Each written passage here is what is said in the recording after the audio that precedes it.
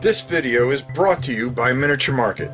Thousands of board games, miniatures, and paints, discount prices at miniaturemarket.com.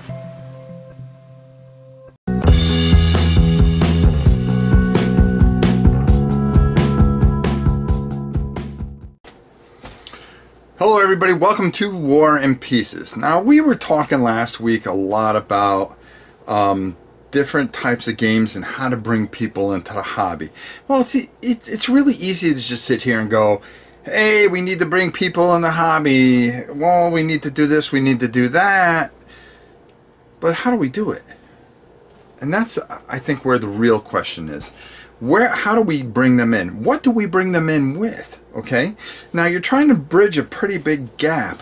And, you may have somebody right on that strategic edge. So how do you get them to come over to some of these games? Well, what are good entry-level games? Well, I came up with some ideas, and I really thought about this and how to do this. And I'm going to show you some of the games that I think are really good entry-level games. Now, we're going to start right here with... all right, you over there. Stop typing. This is a joke, okay? A World at War is not a way to get somebody to start wargaming. No, probably one of the most complex games out there. Complexity 8 out of 9. Okay, stop typing. Just erase the comment. Forget about, you. Ugh, can't even joke nowadays. All right. A World at War is definitely not the game to start things off. But I started thinking about certain games, and I started thinking about some of the older games like Tactics 2 and Panzer Leader. But they're not attractive games to this newer crowd. So how are you going to get them in? You have to have something that is aesthetically beautiful and also immerses them into the game. Now, you can get away with certain things, but I really think you can. Now, this series here, Hold Fast, okay, is a very good series. It's the Worthington games. It's the block format. I think that works. It's a good beginner game. It has a Euro game type of feel at times because of the blocks. So I really always felt that, turning the blocks to hits and stuff like that, but it's starting to teach people about as far as terrain and supply lines and stuff like that. It really is a good game to start off with. The Eastern Front is perfect for this. It's fun, easy to play, easy to get going. Another game I picked out was Ars Victor. Now, I don't know if you can find this anymore. It's out there. It's the 1 hour war game, but gives you the very basics.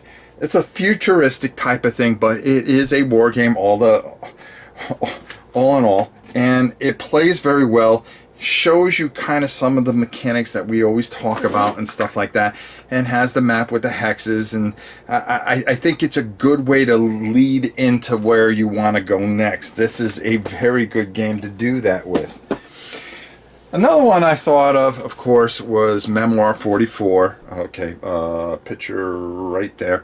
I didn't want to dig it out though. One that, if you can find it, and usually is in the bargain bins, is Tide of Iron. Very easy to learn, basic, and gives you all the real good feel of playing this type of wargaming. You can probably get this so cheap and just throw it on there and have a great time with it. Mano a mano. The terrain's beautiful, the figures are nice, and it really gives you a thematic look and a feel to kind of bridge that gap a little bit. Of course, how can I go into this without pulling out one of the big ones? Okay, we talked about Memoir 44. Well, I mean, Command and Colors. Very simple. Really teaches strategic. It's very strategic in the fact that you're playing the cards from your hand, and you have to think. You may have somebody that you want to attack here, but you don't have the card that can control that area and move your units. Or maybe you have all these units here, and you're able to control this side, but you can't do anything here and you're getting square. Just makes you think, easy enough to play, quick to teach, impossible to master. Great game. Also falls into that Memoir 44 formula of the same thing. They're both Richard board games and both fantastic and wonderful to bring people in. It's that old battle cry feel, and you could just really bring people in with these games. Now, listen, I don't have all the answers, but I pose to you out in the audience there. Yes. Yeah, you, the one that was typing. Okay, now you can start typing. Yeah. Go ahead. Yeah. Bring the keyboard over. Okay. And tell me what you think are some good entry-level games to bring people in. That if you had somebody come up to you and say, what's wargaming? And can you show me how to play a game? What game would you pull from your collection, or just pull from anywhere? Pull out and say, hey, sit down. I'm going to show you what this is all about. So it'll be fun to see what you guys say, and we'll bring it up next week in next week's War and Pieces, and we'll talk about it. Hopefully by next week we will have a major announcement about the future of War and Pieces, and I think you'll be very interested to hear about it. So until next time, it is your old pal Rob for War and Pieces. We will see you soon.